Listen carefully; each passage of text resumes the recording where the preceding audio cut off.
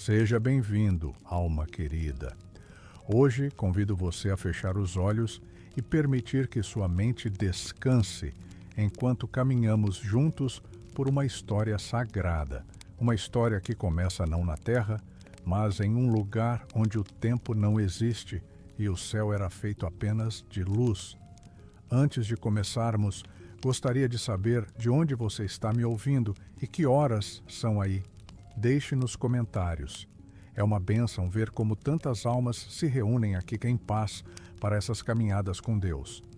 E se essa narrativa tocar o seu coração, um clique silencioso no botão de inscrever-se será como um amém sussurrado entre amigos da fé. Talvez agora você esteja deitado, buscando silêncio e aconchego, sentindo o peso do dia nos ombros e a alma vagando entre lembranças e orações. Talvez esteja tentando dormir, mas o coração ainda murmura por respostas, como se algo invisível estivesse em guerra dentro de você. Permita-se repousar nesta história sagrada que começa nos céus, antes da dor, antes da queda, antes mesmo do tempo como conhecemos. Houve um tempo, antes do tempo. Um silêncio profundo habitava os céus, um silêncio que não era vazio, mas pleno, como o som do amor antes de ser pronunciado, como a luz antes de ser vista. Os céus resplandeciam em harmonia. Era ali que os seres celestiais cantavam sem cansaço, onde a paz não era conquistada, mas simplesmente era. Na vastidão do que chamamos eternidade, havia uma ordem sagrada. Os anjos, mensageiros da presença, dançavam ao redor da glória de Deus como chamas vivas, vibrando com louvor e reverência. Não havia medo, não havia sombra. Apenas a certeza do divino pulsando em tudo. Mas, mesmo no mais puro brilho, havia algo mais. Um dom silencioso, misterioso, que Deus havia plantado em suas criaturas celestiais. A possibilidade da escolha. Sim, até mesmo no céu, antes da queda, havia livre arbítrio. Uma chama que podia iluminar ou queimar. E é aí que o mistério começa a se desenhar, como névoa sobre o altar da eternidade. Entre os anjos havia um em especial. Seu nome significava portador de luz. Lúcifer, um nome que hoje carrega o peso do medo, mas que antes da queda era símbolo de esplendor. Ele era como a estrela da manhã, adornado de sabedoria, beleza e música. Uma criatura radiante, feita para refletir a glória de Deus como um espelho perfeito. Mas espelhos, quando esquecem que não são luz, começam a se apaixonar pelo próprio reflexo. Foi no mais íntimo do coração de Lúcifer que o primeiro sussurro de orgulho nasceu. Um pensamento não dito, um brilho que começou a mirar-se a si mesmo. E Deus silenciou. Ele não interrompeu, não impediu, não gritou, porque o amor verdadeiro permite escolha. E no silêncio do Altíssimo nasceu a tensão entre luz e sombra. Uma rebelião que não começou com gritos, mas com suspiros ocultos. Uma fissura quase imperceptível no tecido da adoração. E se o mal não tivesse começado aqui? E se antes da primeira lágrima humana já houvesse choro nos céus? E se a dor que você sente agora, essa sensação de que algo se quebrou dentro, for apenas o eco de um conflito que estremecia o universo antes mesmo do mundo ser formado? Talvez, alma querida, este silêncio que você ouve nas madrugadas, quando parece que Deus está distante, seja o mesmo silêncio que habitou o céu, no instante em que a luz começou a duvidar de sua fonte. Hoje, vamos caminhar juntos por entre esses ecos invisíveis. Vamos mergulhar na história que antecede todas as outras histórias, porque entender o conflito invisível é compreender também o silêncio de Deus e a esperança que nunca caiu. Feche os olhos se quiser, respire e permita que esta jornada celeste abrace sua noite. Agora que os céus estremeceram, vamos seguir até onde o silêncio começou a falar. A história do portador de luz antes de ser sombra, não começa com maldade. Começa com beleza. Lúcifer, cujo nome hoje evoca temor, foi um dia um ser de esplendor indescritível. A própria Bíblia, em sua linguagem simbólica e poética, deixa entrever a grandiosidade de sua existência anterior. Em Isaías 14 e Ezequiel 28, lemos vislumbres desse ser que caminhava entre pedras afogueadas, adornado com pedras preciosas desde o dia em que foi criado. Tu eras o selo da perfeição, cheio de sabedoria e perfeito em formosura. Assim diz o texto de Ezequiel, descrevendo-o não como um inimigo, mas como uma joia rara da criação. Lúcifer era um reflexo, não uma fonte. E aqui repousa o paradoxo mais trágico, o brilho que cegou. Quanto mais ele refletia a luz de Deus, mais glorioso parecia. Mas em algum momento começou a confundir reflexo com origem, como um espelho que, ao ser admirado demais, se esquece de que não tem luz própria.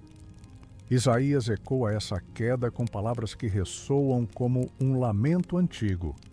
Como caíste do céu, ó estrela da manhã, filho da alva.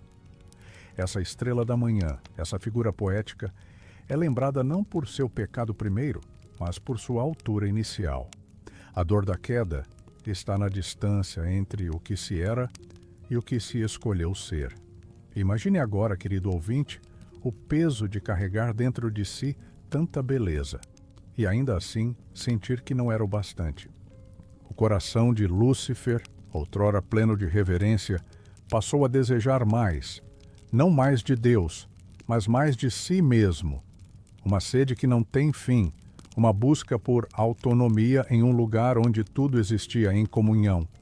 Essa inquietude silenciosa, esse desejo oculto, ainda vive no coração humano. Quantas vezes buscamos ser nossa própria luz? Quantas vezes esquecemos a fonte e tentamos brilhar sozinhos? Talvez você esteja deitado agora, sentindo-se exausto por tentar sustentar um brilho que não vem mais de dentro, tentando manter uma aparência, um ritmo, uma fé. Mas por trás dos olhos fechados, há apenas cansaço. O brilho de Lúcifer cegou a ele mesmo, e quando a tua visão se embaça com orgulho, até a luz mais pura pode parecer opaca. Mas Deus não o criou para cair, criou-o para louvar. A queda não começou com um ato, começou com um pensamento, com um e se? E se eu fosse como o Altíssimo? E se eu pudesse governar minha própria luz? E se eu não precisasse mais refletir, mas emitir? Esse e se ainda sussurra em nossos dias, nos momentos em que duvidamos da graça, da dependência, do amor que nos sustenta. Lúcifer, antes da queda, era uma melodia no coral dos céus, uma nota brilhante na sinfonia da criação. E sua história nos relembra que até a luz pode se perder se não lembrar de onde veio. Agora, alma querida, continuemos, porque essa jornada pelas alturas e abismos da existência nos conduz ao próximo passo. Quando o primeiro pecado não foi um ato, mas um desejo invisível. Depois do primeiro reflexo que se esqueceu de sua origem, o que se seguiu não foi um estrondo, mas um movimento sutil, invisível, silencioso, como um pensamento escuro atravessando uma noite sem vento.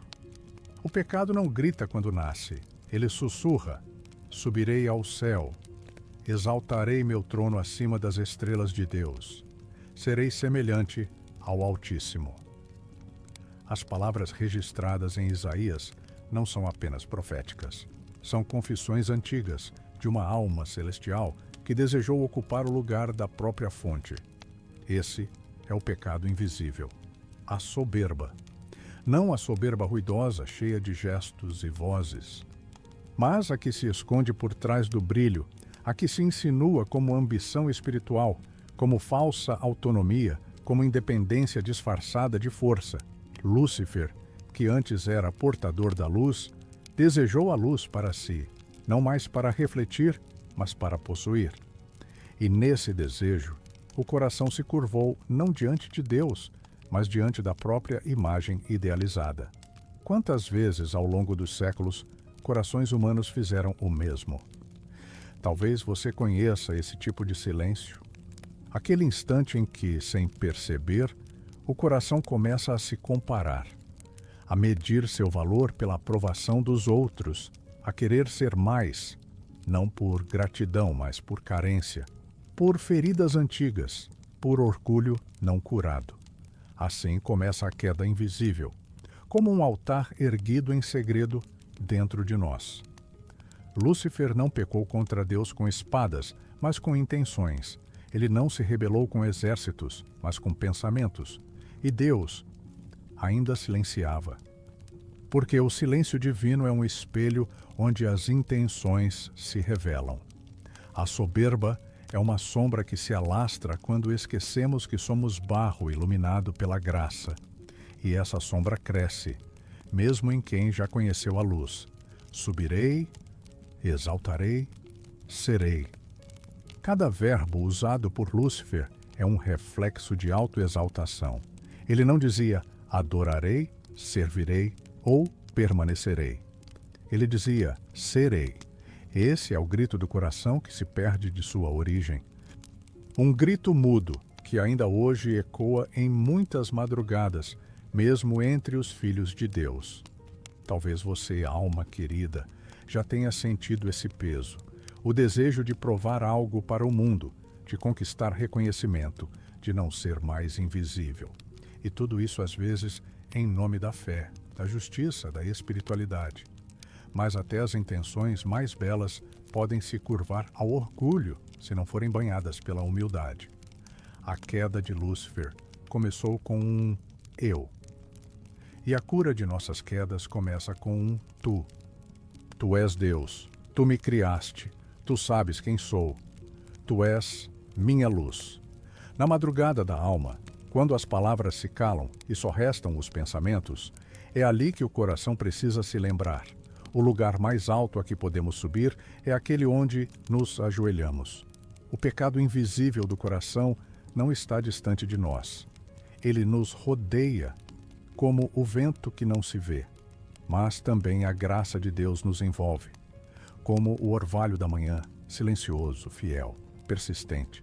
A rebelião começou com um pensamento, mas o arrependimento começa com um suspiro. Sigamos então por esse caminho de ecos silenciosos, pois a próxima curva desta história sagrada nos leva ao dia em que o céu, pela primeira vez, conheceu conflito, não na terra, mas entre estrelas. Depois da semente da soberba, depois do pensamento que se ergueu como altar oculto, veio o que nenhum céu jamais conhecera. O conflito não era uma guerra de espadas e trovões, era uma colisão de vontades, uma rachadura no tecido da harmonia eterna. O livro do Apocalipse, em seu capítulo 12, revela em símbolos o que as palavras humanas não conseguem conter completamente.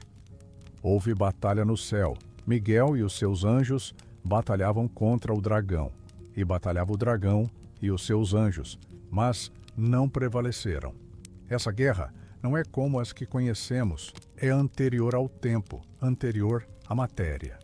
É o confronto entre a luz fiel e a luz que se recusou a permanecer sob a glória do Altíssimo. O dragão, como é chamado Lúcifer decaído, não caiu de uma vez. Sua queda foi precedida por uma tentativa de domínio. Ele desejava não apenas afastar-se de Deus, mas criar um novo centro, um novo trono, um novo propósito. E então, o céu conheceu o que jamais se imaginava ali: divisão. Miguel, cujo nome significa quem é como Deus, levanta-se, não com orgulho, mas com fidelidade. Ele não grita, ele não ambiciona, ele defende o que é eterno. Ele representa a firmeza dos que escolhem permanecer, mesmo quando o mundo ao redor se desfaz. E nessa batalha espiritual, travada não com espadas, mas com escolhas eternas, o céu treme. A rebelião não deixou marcas visíveis, não caiu chuva, não houve relâmpagos na terra. Mas o universo, em sua alma, foi ferido. E nós ainda ouvimos esse eco, porque desde então o conflito espiritual não cessou. Ele apenas se deslocou. O campo de batalha mudou da eternidade para o tempo, do céu para a alma humana. Talvez você sinta isso nas suas noites mais longas, uma luta que não tem nome, mas que pesa, um vazio que não se explica, mas que machuca, uma confusão de vontades dentro de si, entre o bem que deseja fazer e o mal que insiste em bater a porta, entre a fé que ainda pulsa e o medo que quer calá-la. Esse é o eco do conflito invisível. A rebelião no céu não terminou com a expulsão dos anjos caídos. Ela deixou marcas que atravessam os séculos e se escondem nas decisões mais íntimas. O que significa, afinal, haver guerra no céu?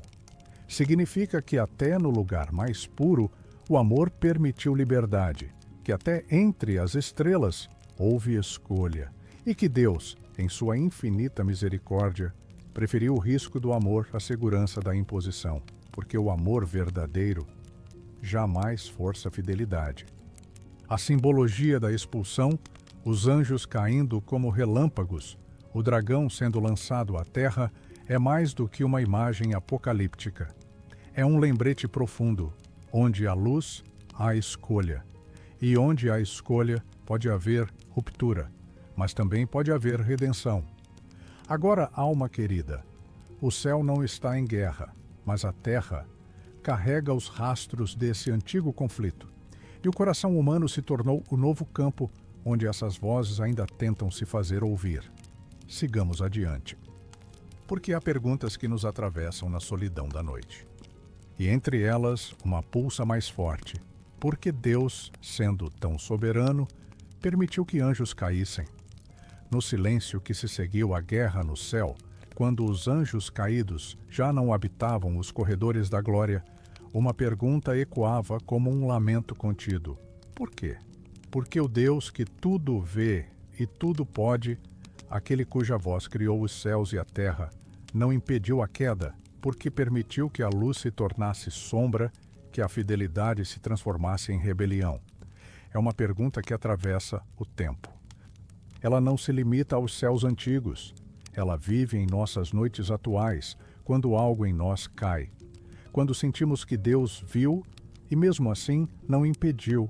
A resposta não vem em forma de explicação. Ela vem em forma de amor. Porque o amor verdadeiro permite a escolha. Deus não criou autômatos. Criou seres livres.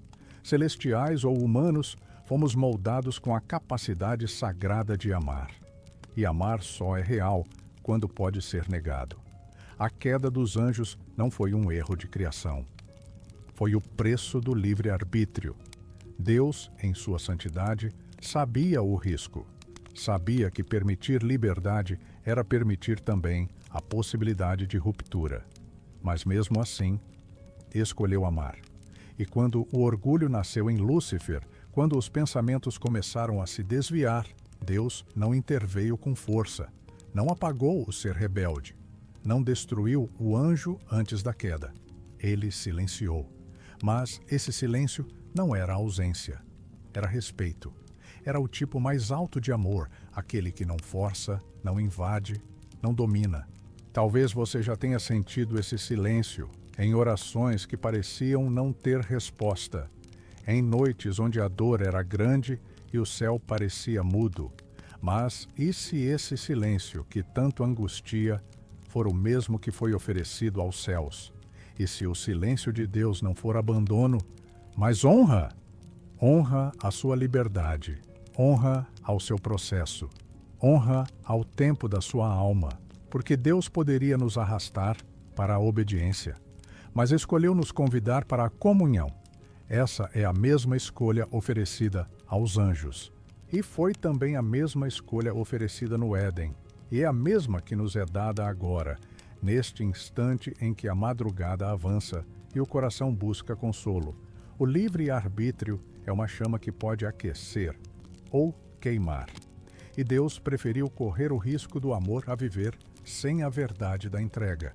A queda dos anjos revela, paradoxalmente, a profundidade do respeito divino por suas criaturas.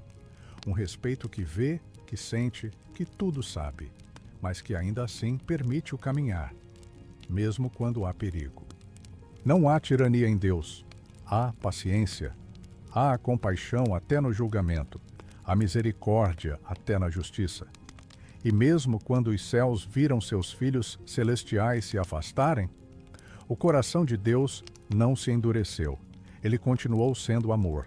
E esse mesmo amor é o que agora repousa sobre você, mesmo se você caiu, mesmo se suas escolhas o afastaram da luz, mesmo se sua oração é um sussurro cansado, porque o Deus que permitiu a queda é o mesmo que permanece de braços abertos.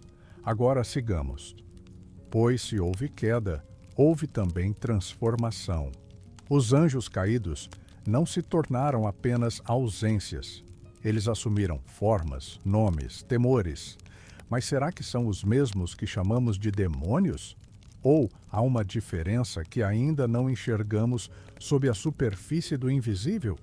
Quando falamos de anjos que caíram e de demônios que atormentam, nossas imagens se misturam, sombra com sombra, medo com medo. Mas entre os ecos das Escrituras e o silêncio das entrelinhas, há nuances que revelam mais do que supomos. Nem todo ser das trevas foi, um dia, um anjo de luz. Os anjos caídos, como nos revelam textos como Apocalipse 12, Judas 1, 6 e 2 Pedro 2, 4, foram seres criados para o louvor e para a presença de Deus. Seres elevados, moldados com beleza e propósito eterno, que um dia escolheram o exílio espiritual. Não foram criados para a escuridão, foram atraídos por ela quando desejaram ser o centro. Demônios, por outro lado, aparecem nas Escrituras muitas vezes associados à possessão, à opressão, à distorção da imagem divina no homem. Mas suas origens, ao contrário dos anjos caídos, não são descritas com clareza. Alguns estudiosos os associam diretamente aos anjos que caíram, outros ao legado de impureza que se espalhou após a rebelião, ou mesmo às entidades sem forma geradas pelo distanciamento da presença divina. O fato é, as Escrituras fazem distinções. Judas fala de anjos que não guardaram seu estado original. Pedro menciona os que foram lançados ao Tártaro. Já os evangelhos mostram demônios implorando a Jesus que não os envie para o abismo. Há correntes, há lugares de espera, há limites que nem mesmo as trevas podem ultrapassar sem permissão. Isso nos ensina algo profundo. O mal não é absoluto. Mesmo em sua aparência mais escura, ele ainda está sujeito à soberania divina. Ainda é limitado.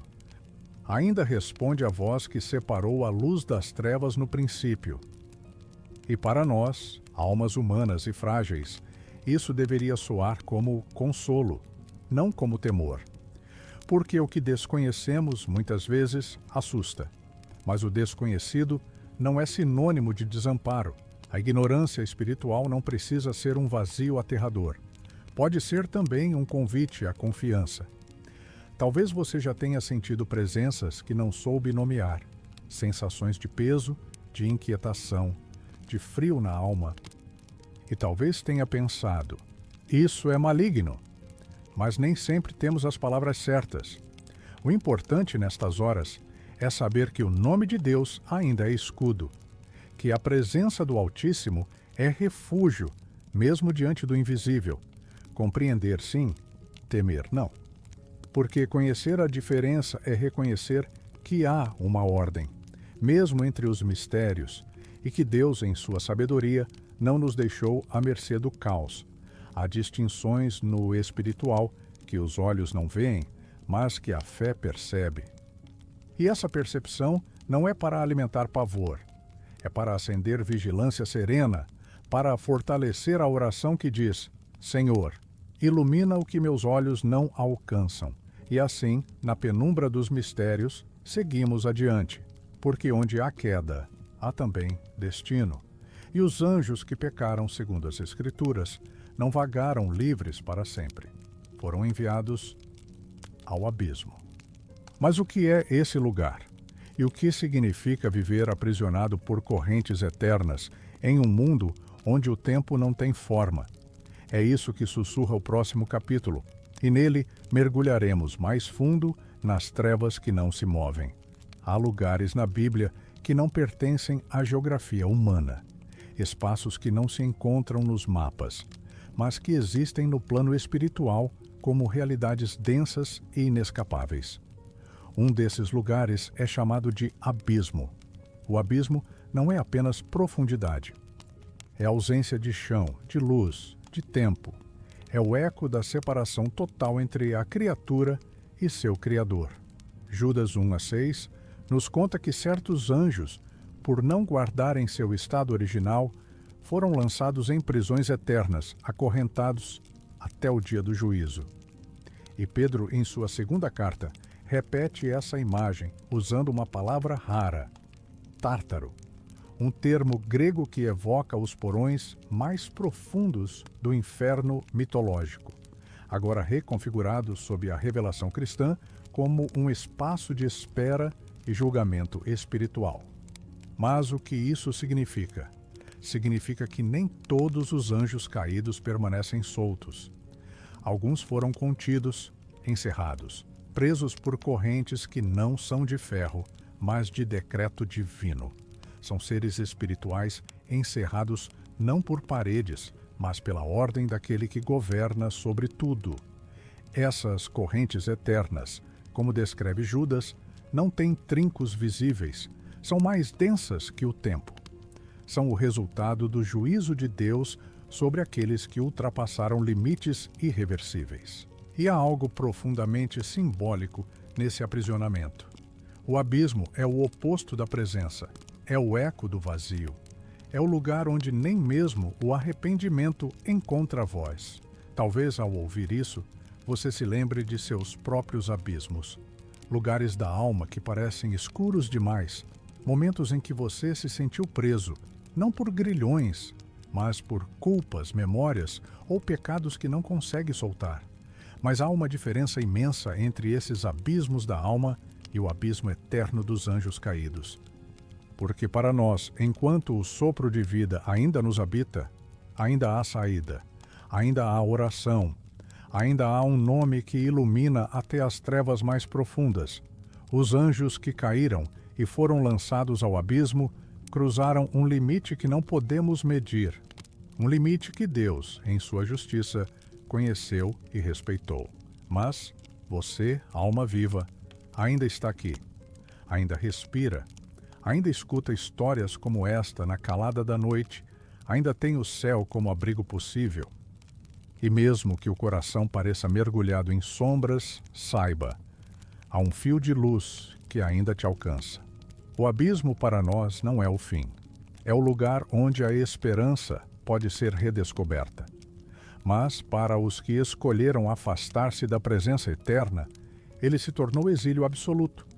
Ainda assim, as Escrituras nos mostram que até esses lugares obscuros estão sob o controle de Deus. O mal não reina. Ele espera, aguarda, está retido por correntes invisíveis que respondem ao comando do alto.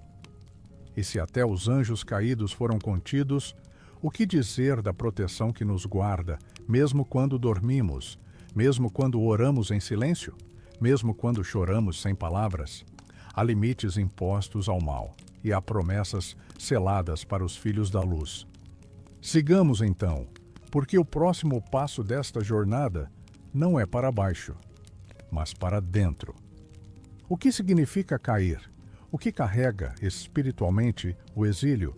E se a queda dos anjos for também um espelho da nossa própria história com Deus? Cair, na linguagem das Escrituras, nunca é apenas tropeçar. É afastar-se da luz. É ser separado do lugar de origem. É perder o contato com a voz que, um dia, moldou a existência com amor. A queda dos anjos não foi um movimento físico. Foi uma ruptura no laço mais profundo que existia, a comunhão com Deus. E quando eles caem, não é apenas um deslocamento no céu, é um exílio. O exílio É mais do que estar longe, é estar fora de casa. Mesmo quando se está cercado por multidões, é carregar no peito a ausência de algo que não se sabe nomear, mas que a alma reconhece de imediato. A presença. Essa ideia de exílio espiritual ressoa ao longo de toda a Bíblia. O Éden, por exemplo, foi o primeiro lar perdido da humanidade. Um lugar onde Deus caminhava ao entardecer, onde não havia vergonha, nem medo, nem separação. Mas bastou uma escolha, um gesto, um fruto. E o homem também caiu. Não caiu apenas em pecado, caiu em exílio, assim como os anjos. Depois, a Torre de Babel, uma tentativa de se elevar às alturas por força própria. A resposta de Deus não foi destruição, mas dispersão, exílio e, mais tarde, Israel. Levado cativo à Babilônia por seus desvios e idolatria. Mais uma vez, o exílio se tornou o espelho da queda. Tudo isso aponta para um mesmo ponto. Afastar-se de Deus não é simplesmente mudar de lugar. É perder o rumo da alma. É viver sem o som da voz que nos chamou à existência. Talvez você, ao ouvir essas palavras agora, sinta-se em exílio também. Não de um país, mas de uma fé antiga, de uma paz que já foi familiar, de um tempo em que orar era mais fácil e o coração ardia sem esforço. Há noites em que nos percebemos longe, sem saber como partimos. Há dias em que a alma se sente como um anjo que caiu sem ter para onde voar. Mas na Bíblia, o exílio nunca é o fim. Deus não abandona seus filhos em terra estranha. Mesmo na Babilônia, ele falava por meio de profetas. Mesmo no deserto, ele guiava por nuvem e fogo. Mesmo no silêncio, ele preparava o retorno. O simbolismo da queda dos anjos nos convida a olhar para dentro e perguntar: onde estou? Em que parte da minha alma me exilei? Quais lembranças escondi no abismo do cansaço? Quais promessas deixei esquecidas no deserto do medo? Porque o cair espiritual, ao contrário do que os anjos viveram, ainda pode ser revertido. Para os humanos, há retorno, há reconciliação, há cruz. E é nesse ponto que a dor da queda encontra a esperança da redenção. Sigamos então por esta senda antiga. Porque mesmo em meio ao exílio, há visitas celestiais. E nem todo anjo que pisa a terra traz julgamento. Alguns trazem alento. Entre o céu e a terra, há pontes invisíveis, trilhas que só os olhos da fé conseguem perceber. Desde os primórdios, há registros sagrados de encontros entre anjos e humanos, momentos silenciosos em que o Eterno se revelou através de mensageiros celestiais. Eles vinham com palavras, com consolo, com advertência. Vinham em sonhos, em visões, em formas humanas que passavam despercebidas. Hebreus 13:2 nos relembra com ternura: não negligencieis a hospitalidade, pois alguns, sem o saberem, hospedaram anjos. Isso nos convida a um olhar mais atento sobre a vida comum. E se cada rosto que cruza o nosso caminho trouxer em si um fragmento do céu, e se aquele gesto de gentileza em um dia difícil for mais do que humano, e se Deus ainda envia mensageiros para quem sofre em silêncio, mas há também os impostores. A palavra não nos oculta essa realidade. Em 2 Coríntios 11:14, Paulo adverte: o próprio Satanás se transforma em anjo de luz. Isso significa que nem toda presença luminosa é divina, nem toda mensagem suave é verdadeira, nem todo alívio imediato é cura. Há falsos sinais, há aparições que confundem, há presenças que se alimentam da carência humana para semear engano. E aqui, o discernimento se torna mais do que uma virtude, torna-se proteção. Como distinguir o enviado de Deus do impostor? Como reconhecer a luz verdadeira em meio a tantas cintilações ilusórias? A resposta não está nos olhos, mas no coração. Anjos verdadeiros trazem paz, mesmo quando anunciam algo difícil. Impostores seduzem com brilho, mas deixam inquietação após a partida. Mensageiros de Deus conduzem à presença, mas os que imitam desviam para a autossuficiência, para a idolatria, para o medo. Talvez você já tenha sentido algo espiritual, uma energia, um toque, um pressentimento, e não soube o que era. Talvez tenha interpretado como bênção ou como ameaça. Mas lembre-se, os anjos de Deus não invadem. Eles se manifestam com respeito, com doçura, com humildade, como aquele que apareceu a Maria e disse: "Não temas", como os que falaram com José em sonhos, como os que caminharam com Ló sob o peso do juízo, mas com misericórdia nos olhos. Eles são presença, mas são presença que aponta para o alto, nunca para si mesmos. E ainda hoje, talvez em silêncio, talvez sem forma, talvez disfarçados de gestos simples, eles passam por entre nós. E se, nesta noite, um deles já estiver aí, perto do seu travesseiro, não para falar, mas apenas para guardar, a terra ainda é visitada. E você, alma querida, não está só. Mas mesmo entre os anjos, há um que ousou se comparar à luz verdadeira, e o brilho, que um dia foi reflexo, agora se tornou contraste. Na sequência, olharemos para ele, Lúcifer, e a diferença eterna entre o brilho de uma criatura e a luz que nenhuma treva jamais conseguiu apagar. Há brilhos que encantam e há luzes que salvam. Desde o princípio, o brilho de Lúcifer foi motivo de admiração. Ele era esplendoroso, adornado de pedras preciosas, símbolo de beleza e perfeição. Mas o brilho que ele carregava não era seu, era reflexo. Era luz emprestada do próprio Deus. E quando quis reter essa luz como posse, deixou de refletir e começou a ofuscar. O brilho é enganoso. Ele pode seduzir, pode deslumbrar, mas não aquece, não ilumina caminhos, não gera vida. É como um relâmpago, breve, intenso, mas que logo desaparece, deixando a escuridão ainda mais evidente. Jesus, por outro lado, não brilha. Ele é a luz. João 1,5 declara com doçura e poder: a luz resplandece nas trevas e as trevas não a compreenderam. Outras traduções dizem: as trevas não a venceram. A diferença entre Lúcifer e Jesus é a diferença entre ilusão e essência, entre o reflexo e a origem, entre o que tenta parecer e o que simplesmente é.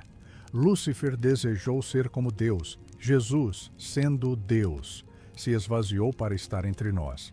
Lúcifer exaltou-se. Jesus humilhou-se. Lúcifer caiu por querer subir. Jesus foi exaltado por descer. E aqui repousa o mais profundo mistério da fé. A verdadeira luz não se impõe, ela se doa. Jesus não veio ao mundo com alardes. Veio como criança envolta em panos, chorando no silêncio de uma estrebaria. A luz verdadeira não grita. Ela brilha em meio ao caos, como uma candeia que não se apaga. E talvez seja essa luz que você, agora, anseia reencontrar. No cansaço do corpo, na alma ferida pelas perdas, no coração que já tentou encontrar sentido em tantos brilhos falsos, promessas de paz, caminhos de independência, doutrinas que seduzem, mas não libertam. O brilho de Lúcifer ainda percorre o mundo. Ele se esconde em aparências de verdade, em discursos sedutores, em ilusões espirituais que prometem controle, poder, transcendência sem cruz. Mas a luz de Jesus, essa luz não promete o mundo, ela nos devolve a alma. Ela não mascara o sofrimento, ela entra nele. Ela não se afasta da dor, ela chora conosco. Ela não promete fuga, ela oferece redenção. E talvez nesta noite essa luz já esteja invadindo sua escuridão, não com estrondo, não com espetáculo, mas com mansidão, com a delicadeza de quem conhece suas lutas, com a compaixão de quem já viu o brilho da criatura e ainda assim escolheu se entregar por ela. porque enquanto Lúcifer disse: serei como o Altíssimo, Jesus, sendo o Altíssimo, disse: eis que estou convosco todos os dias. Há brilhos que se apagam, mas a luz de Cristo jamais. Sigamos, porque o que Lúcifer iniciou com sua queda ainda repercute. A dor dos céus chegou até nós. E há noites em que ela se parece com a nossa. Há dores que não sabemos nomear. Elas não têm forma nem motivo claro, apenas chegam, como sombras silenciosas que invadem o coração ao cair da noite. Talvez você conheça essa sensação. Um aperto que nasce quando tudo está em silêncio, quando os compromissos cessam, quando as luzes se apagam e a alma desperta para o que ainda não cicatrizou. Mas e se essa dor não fosse só sua? E se o que sentimos nas horas mais íntimas da solidão fosse um eco, uma reverberação antiga do que um dia feriu até os céus? A queda de Lúcifer não foi apenas o rompimento de uma aliança celeste. Foi o início de um lamento espiritual que atravessa os séculos. O céu conheceu a dor da separação. A presença sentiu o vazio de quem partiu. A eternidade guardou em silêncio o peso de uma escolha livre e fatal. E desde então, todo o afastamento espiritual traz consigo esse eco. Toda vez que nos sentimos longe de Deus, sozinhos, desconectados, perdidos, estamos revivendo em nosso coração humano o que os céus já testemunharam em sua linguagem eterna. Mas isso, longe de nos condenar, nos aproxima do divino, porque até o céu chorou. Até os anjos, perfeitos em sua criação, conheceram o que é perda, e Deus, em sua onisciência, permitiu-se sentir, permitiu-se entristecer, permitiu-se amar, mesmo sob o risco da rejeição. Talvez seja por isso que, nas madrugadas mais escuras, sua alma sinta uma dor que não vem deste mundo, uma saudade que não é de alguém, mas de um lugar, de um tempo em que a fé era viva, a oração era simples e o coração ainda sabia descansar na presença. Esse lamento que você carrega pode ser memória da eternidade. Pode ser o sussurro do Espírito dizendo: ainda há caminho, ainda há volta, ainda há luz. A dor espiritual não é sinal de condenação, é sinal de sensibilidade. É sinal de que seu coração ainda pulsa com saudade de Deus. E isso, alma querida, é uma dádiva, porque muitos já se afastaram e nem percebem. Mas você sente, você ainda se entristece com o silêncio, ainda procura a luz no escuro, ainda fecha os olhos não para fugir, mas para ouvir. A dor do céu agora é sua, mas ela não veio para te consumir. Ela veio para te lembrar que você pertence a outro lugar, um lugar onde a presença é constante, onde não há mais queda, nem exílio, nem vazio. Até lá seguimos.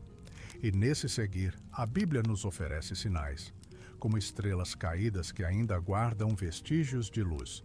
Na sequência, falaremos delas, das estrelas que caem, dos sinais celestes que anunciam algo maior, e de como, mesmo no cair, a linguagem sagrada. As estrelas, desde os tempos mais antigos, falam sem palavras. Elas apontam caminhos, marcam estações, lembram promessas. Mas há também na Bíblia estrelas que não brilham, estrelas que caem. Isaías, em sua linguagem poética e profética, chama Lúcifer de estrela da manhã, filho da alva, uma estrela que, por desejo de altura, precipitou-se no abismo. No Apocalipse, capítulo 9, João vê outra estrela caída do céu à terra. Uma estrela que recebe a chave do poço do abismo. Essa imagem é densa, simbólica, carregada de significados espirituais. A estrela que cai não é apenas uma luz que se apaga, é uma autoridade que se desloca, um ser que desce de um lugar de honra para um lugar de trevas. E é neste cair que a simbologia se revela. A estrela representa identidade espiritual, representa vocação, representa lugar. Quando uma estrela cai, não é apenas um corpo que muda de posição, é um chamado que se corrompe.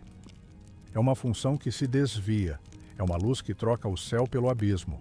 Mas por que a Bíblia usa uma estrela para falar de queda?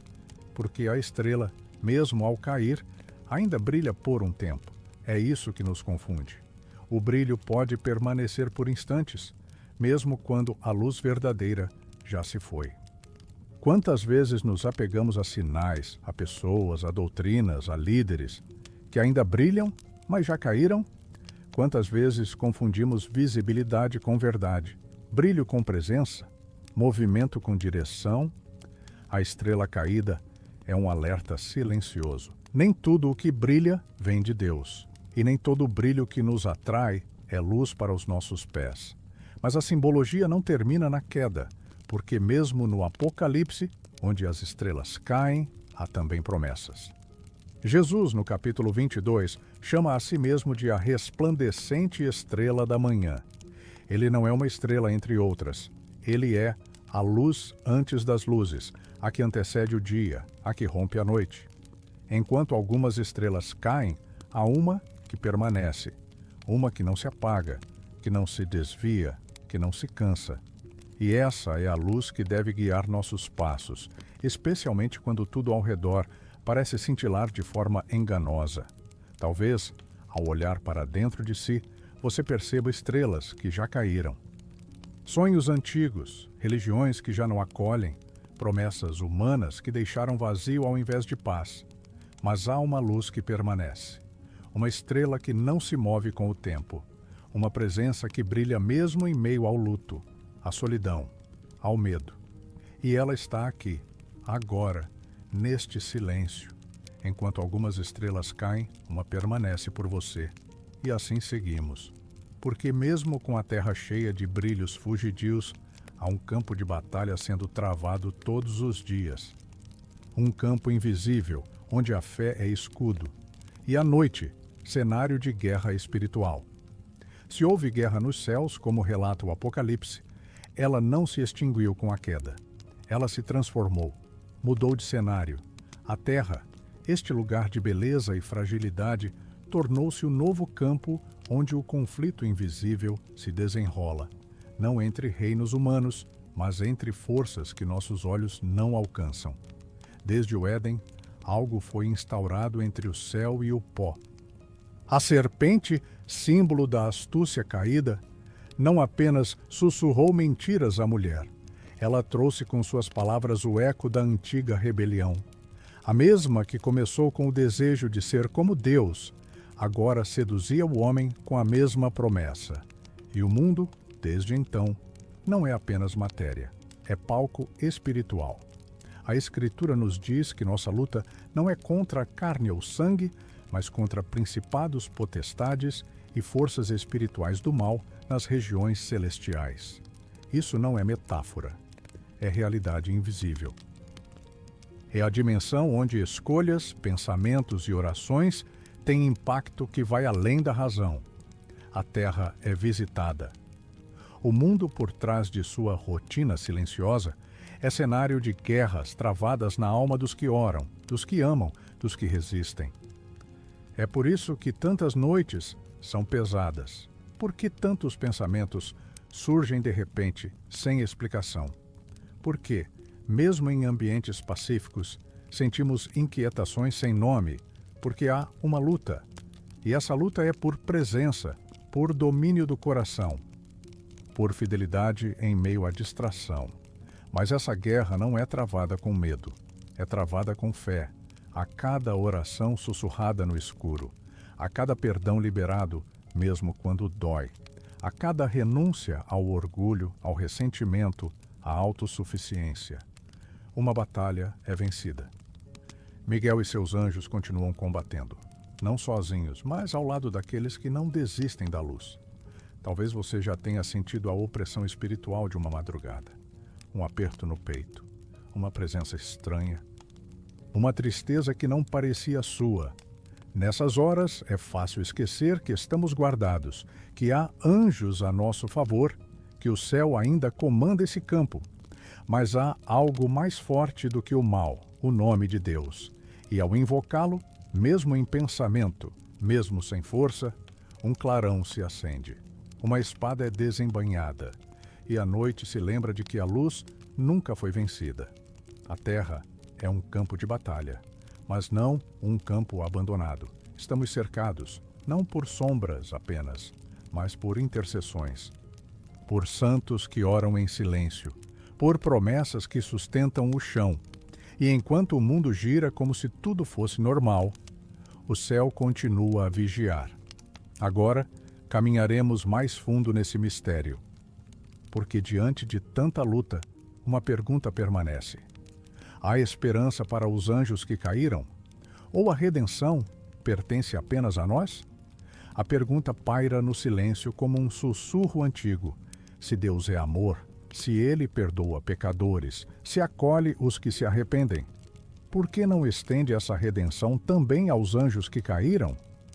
As Escrituras são discretas, quase silenciosas, sobre esse ponto.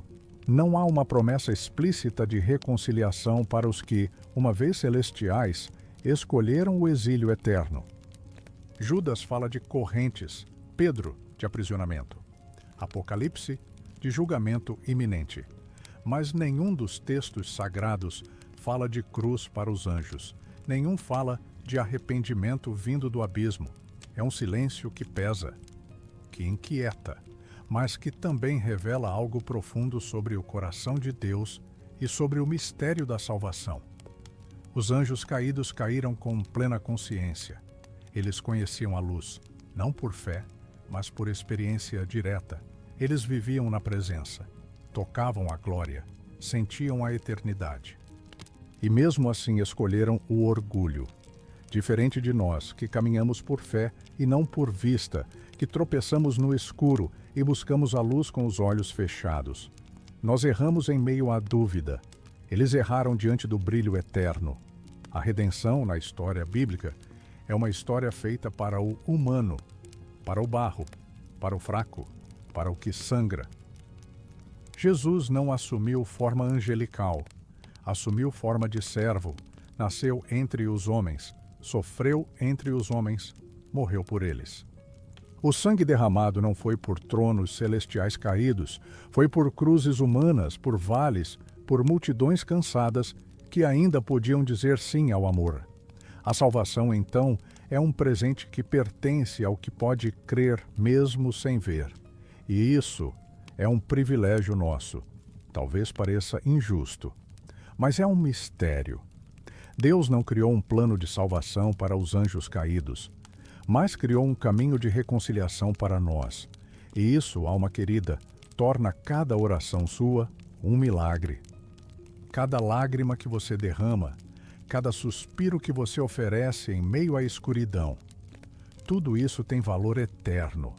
Tudo isso é ouvido, tudo isso pode ser transformado em redenção, porque você ainda está do lado da escolha, ainda está no tempo da graça, ainda pode voltar.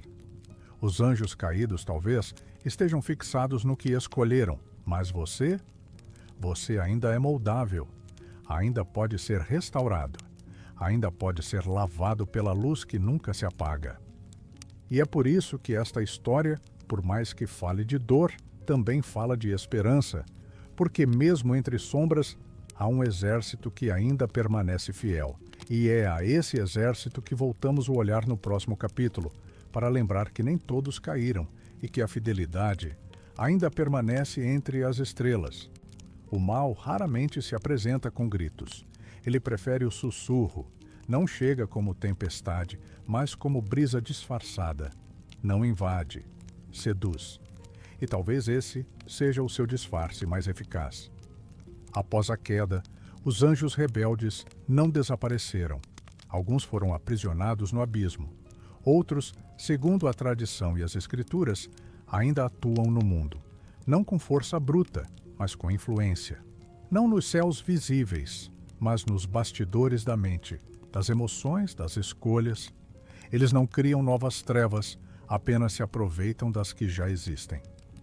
E assim, a presença oculta do mal se insinua em pensamentos recorrentes de medo, em desejos de autossuficiência, em orgulho espiritual camuflado de zelo, em palavras doces que escondem intenções distorcidas. O mal, quando quer parecer luz, não apaga a fé, a contamina. Tenta usar a própria linguagem da espiritualidade para manipular, confundir, dividir. Ele inspira promessas rápidas, poderes ocultos, atalhos espirituais, experiências intensas que não se sustentam no silêncio. Cria inquietação onde deveria haver paz, agitação onde deveria haver repouso, e é por isso que a vigilância espiritual se torna um ato de amor próprio. Não uma vigilância de medo, mas de presença, de consciência, de humildade. A palavra nos diz: sede sóbrios e vigilantes. Vosso adversário anda em derredor, como leão que ruge, buscando a quem possa tragar. Mas esse rugido muitas vezes é inaudível. Ele se disfarça de lógica, de religiosidade sem coração, de doutrinas sem misericórdia, de discurso sem vida. Por isso, quem vigia, ora. E quem ora, silencia.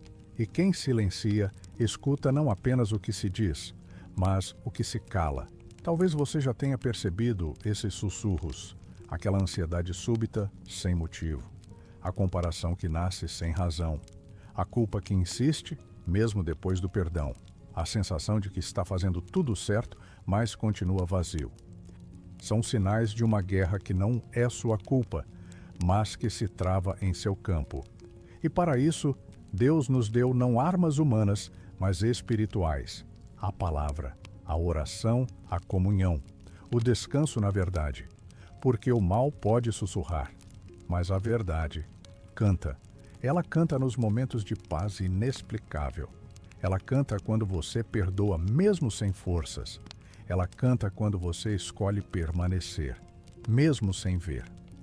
Ela canta quando você diz: Senhor, eu confio, ainda que tremendo. Esses são os sons que o mal não suporta, e por isso ele se oculta. Mas você não está só, você é guardado, você é amado, você é vigiado pelo céu. E há um exército que nunca dorme, que nunca caiu, que permanece de pé, mesmo quando o mundo balança. É sobre ele que repousaremos os olhos agora, porque onde há mal, há também luz em prontidão. Nem todos caíram, nem todos se curvaram ao orgulho, nem todos seguiram a rebelião. No meio do silêncio que se fez após a queda, permaneceu um exército, firme. Invisível, fiel, Miguel, o arcanjo, é o nome que se levanta entre os ecos do conflito. Aquele que, segundo o Apocalipse 12, combateu o dragão, não com ambição, mas com lealdade, não com palavras inflamadas, mas com fidelidade silenciosa, a luz que nunca cede. Seu nome carrega uma pergunta que é, ao mesmo tempo, uma declaração: quem é como Deus? E essa pergunta ecoa não apenas nos céus, mas dentro de cada alma que escolhe permanecer humilde. Cada vez que alguém resiste à tentação do brilho próprio, cada vez que o eu se curva diante do tu, Miguel se faz presente, porque o exército celestial não é apenas uma multidão sem rosto. São presenças espirituais que combatem em nome do Altíssimo, que protegem, que intercedem, que acompanham aqueles que, mesmo fracos, não desistem da fé. E talvez, alma querida, você já tenha sentido esse exército em volta, não com olhos, mas com a paz que chega de repente, com o alívio inexplicável em uma madrugada difícil, com aquela sensação de que algo invisível te guardou de um mal maior. São eles, não caíram, não se afastaram, não desistiram de nós. E quando tudo parece perdido, quando a escuridão é densa e os sussurros do medo se tornam mais altos que a lembrança da fé, eles batalham. Miguel, como símbolo da resistência espiritual, é mais do que um personagem. É a lembrança viva de que há fidelidade que resiste, que a esperança não foi exilada, que há forças celestiais que continuam ao nosso lado, mesmo quando nós os esquecemos. E essa presença fiel não é apenas proteção, é inspiração. Ela nos convida a lutar também, a resistir às pequenas quedas diárias, a manter os olhos fixos na luz, mesmo quando os caminhos são escuros, a responder com mansidão aos insultos, a escolher a paz em vez do controle, a amar quando o orgulho quer se defender. Esses são os combates mais profundos. E nessas batalhas, Miguel e seus anjos ainda marcham conosco. A esperança não caiu com os anjos. Ela permanece. Ela canta, mesmo em silêncio. Ela vela, mesmo quando dormimos. E se você chegou até aqui, talvez já esteja sob o abrigo dessa presença. Mas há mais. Há anjos que nunca se desviaram. E sua fidelidade nos revela um segredo antigo. O amor não precisa brilhar para ser eterno. Em um universo onde até as estrelas podem cair, há anjos que permanecem. Não foram seduzidos pelo brilho. Não desejaram glória para si. Não exigiram mais do que já possuíam, a alegria de estar diante do Eterno. E o que os fez permanecer não foi medo, não foi ignorância, foi amor sem desejo de poder. Esses anjos fiéis não escolheram Deus por imposição, mas por admiração profunda, por reverência que não busca recompensa, por um amor tão puro que se basta na presença, que se sacia em adorar, não em governar, que encontra a glória em servir. A fidelidade deles não é passiva, é vigilante.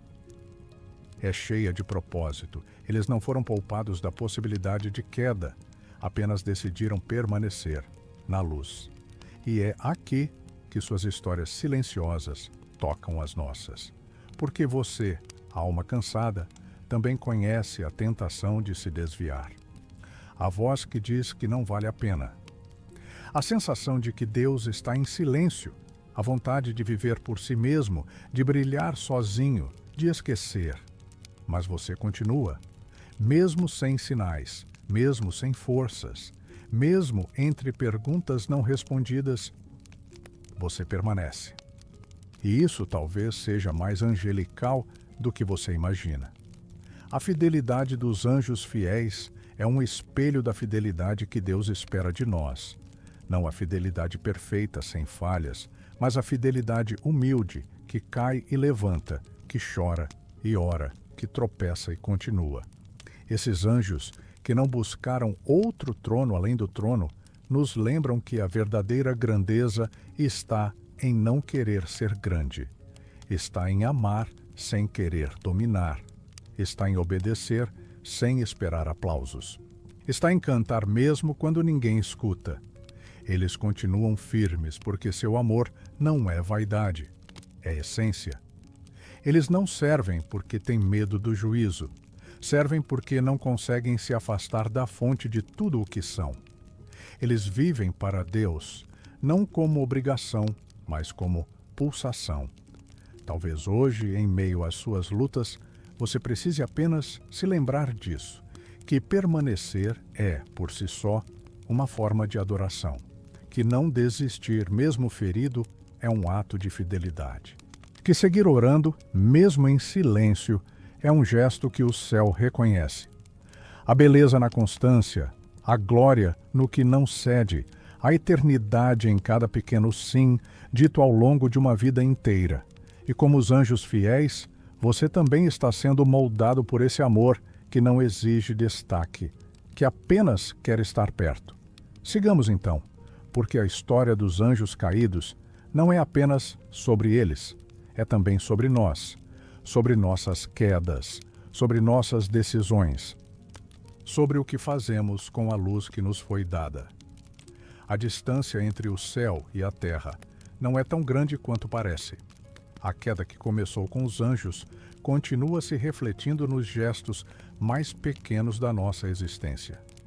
Cada escolha, cada pensamento, cada desejo carrega o eco de um antigo conflito, porque assim como os anjos, também fomos criados para a luz, também fomos moldados para a presença, também recebemos o dom da liberdade.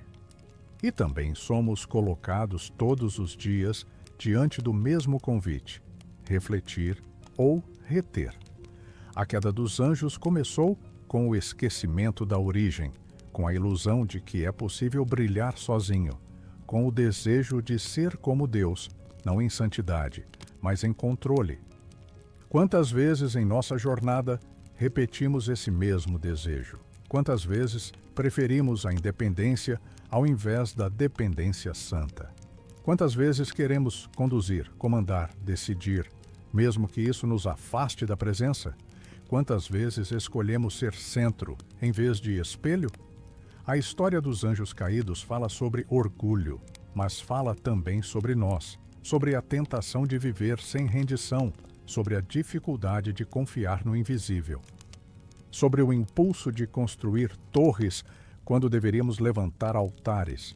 Mas há algo que nos diferencia dos anjos, algo precioso, algo sagrado. Temos a possibilidade da volta. Os anjos que caíram parecem fixados em sua escolha, mas nós ainda podemos escolher de novo. A cada amanhecer, a cada oração, a cada silêncio em que o coração se lembra: eu pertenço a Deus. Você mesmo em suas quedas ainda carrega luz. Mesmo quando tropeça, ainda é visto. Mesmo quando se sente longe, ainda é buscado. Porque Deus não desistiu da humanidade. Ele a vestiu, a tocou, a redimiu com o próprio sangue. E isso muda tudo. A história dos anjos caídos nos alerta, nos espelha, mas também nos diferencia.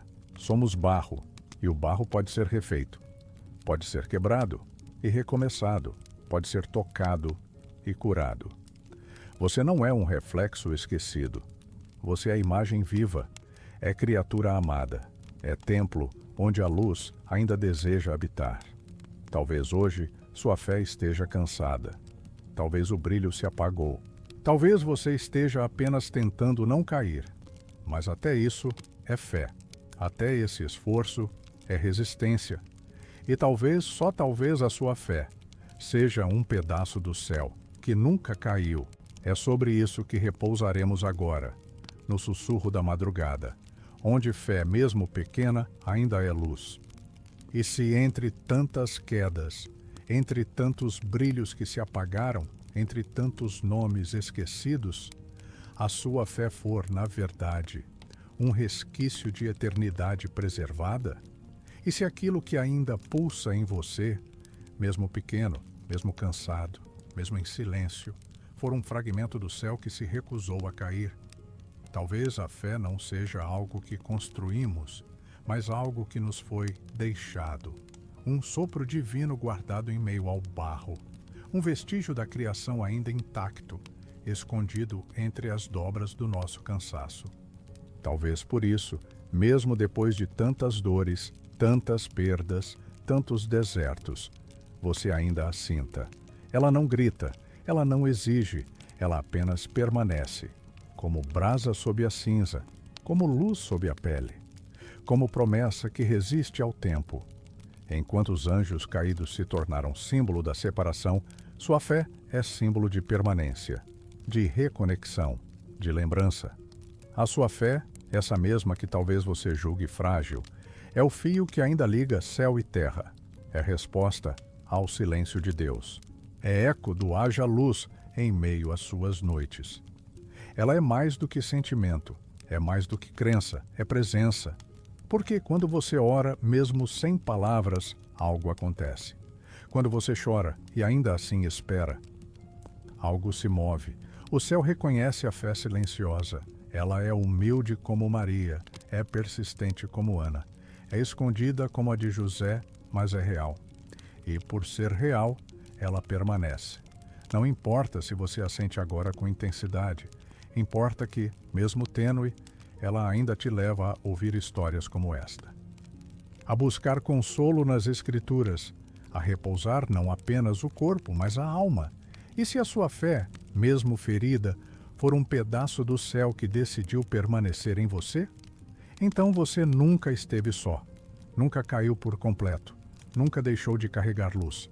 Talvez não uma luz que cega, mas uma que guia, uma que brilha baixinho, só o suficiente para iluminar o próximo passo. Essa luz é o que te trouxe até aqui, e é ela que te levará até o fim.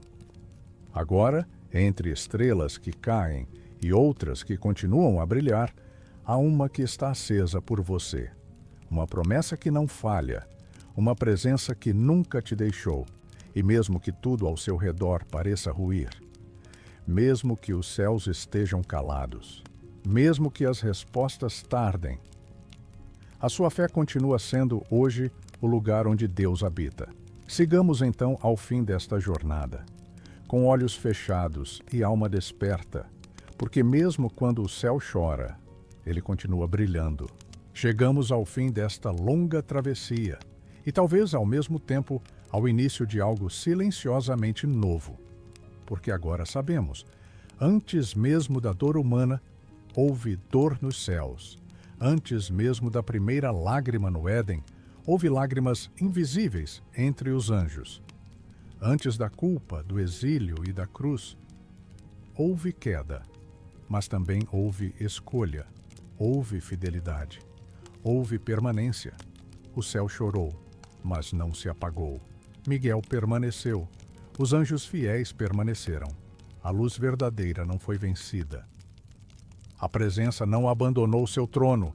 Deus continuou sendo Deus, mesmo no silêncio, mesmo na dor, mesmo quando permitiu que brilhos caíssem. E esse Deus ainda cuida. Sua ternura não se esgota com as nossas perguntas. Seu cuidado não se afasta quando tropeçamos. Seu amor não se retrai quando cansamos de tentar. Talvez agora você esteja em paz. Ou talvez esteja apenas tentando acalmar a alma depois de uma tempestade interior. De qualquer forma, ouça com atenção. Você foi lembrado nesta história.